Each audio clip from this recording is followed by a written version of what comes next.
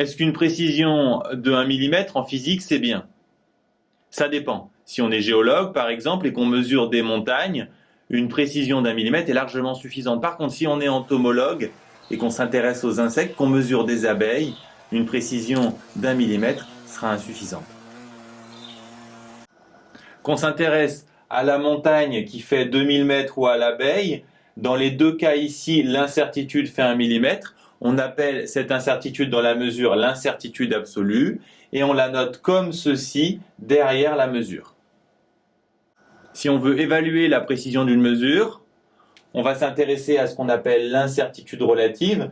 C'est l'incertitude divisée par la mesure. Dans le cas de la montagne, 1 mm sur 2000 mètres, on va trouver quelque chose de ridiculement petit, ce qui signifie que la mesure est très précise. Dans le cas de l'abeille, par contre, 1 mm divisé par 10 mm, on trouve 0,1 ou 10%. La mesure n'est pas précise. En fait, en physique, on considère qu'une mesure est de bonne qualité si l'incertitude relative est inférieure à 1%. D'où peuvent venir les sources d'incertitude? Certaines viennent des appareils, d'autres du personnel humain, de l'expérimentateur, et enfin, d'autres encore des différentes étapes d'une expérience. Pour l'appareil, on sait tous qu'une balance dont le zéro n'est pas bien réglé va nous donner des résultats qui seront tous faussés.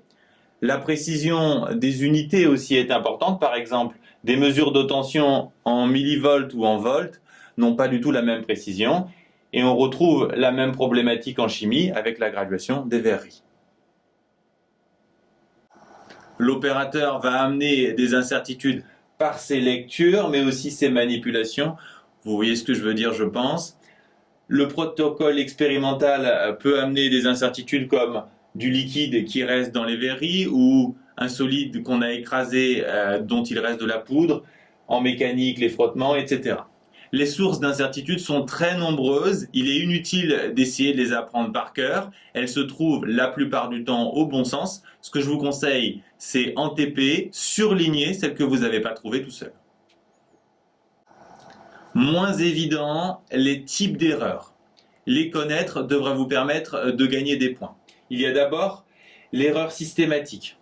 C'est la balance mal étalonnée. Elle mesure tous les poids en excès ou tous les poids en défaut. Ou alors l'opérateur qui pense qu'il faut lire le ménisque en haut et pas en bas du niveau du liquide. Il va toujours surévaluer les volumes.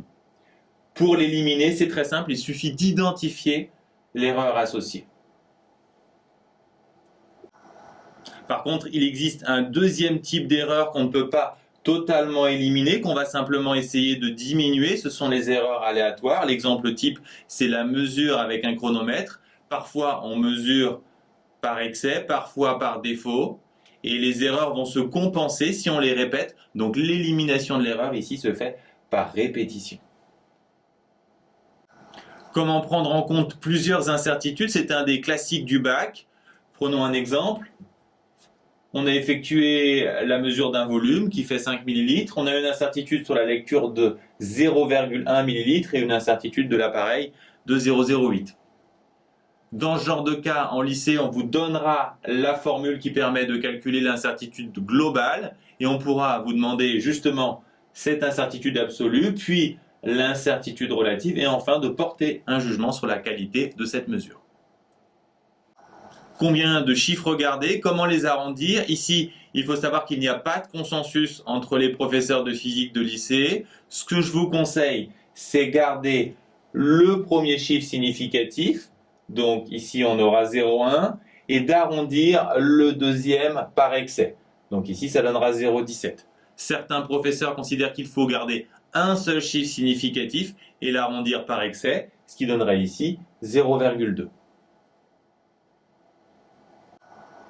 Attention, n'oubliez pas l'incertitude absolue à une unité, on l'a dit, les millilitres. Ensuite, on vous demande de calculer l'incertitude relative, c'est l'incertitude divisée par la mesure, donc ici 0,17 ml divisé par 5 ml, on trouve 3,4%, donc la mesure n'est pas de très bonne qualité. Un deuxième exemple pour s'entraîner, tiré directement d'un sujet de bac, on vous donne plusieurs mesures. une masse, un volume, une concentration. On vous donne également les incertitudes sur le volume et sur la concentration et une formule qui vous permettra de calculer l'incertitude de la masse. On vous demande de calculer l'incertitude absolue de la masse, son incertitude relative et de juger de la qualité de cette mesure. La première chose à remarquer, c'est qu'on vous donne une formule de l'incertitude relative. U sur M, si vous voulez juste U, il faut donc multiplier la racine par M. Ensuite, pour les unités, pour la masse, on a des milligrammes, on peut aussi mettre des grammes, peu importe. Pour les autres unités, ici, on a l'incertitude du volume et le volume. Ce qu'il faut comprendre, c'est que globalement, on a une incertitude relative. Donc, ce qu'il faut, c'est tout simplement qu'on ait la même unité en haut et en bas. Et de même ici. On remarque que l'unité du volume et de l'incertitude sur les volumes sont les mêmes. Donc, on va tout mettre en millilitres ici. Et pour les concentrations, on mettra tout en mol par litre. En fait, on prend tout simplement les chiffres qui nous sont donnés. Si on fait l'application numérique, on va trouver ce résultat. On sait comment l'arrondir. On garde le premier chiffre significatif et on arrondit par excès le deuxième. Pour l'incertitude relative, on divise l'incertitude absolue, donc 0,022, par la masse, ici 0,4 si on passe en grammes. On trouve 5,5% qui est supérieur à 1%, donc la mesure n'est pas de très bonne qualité.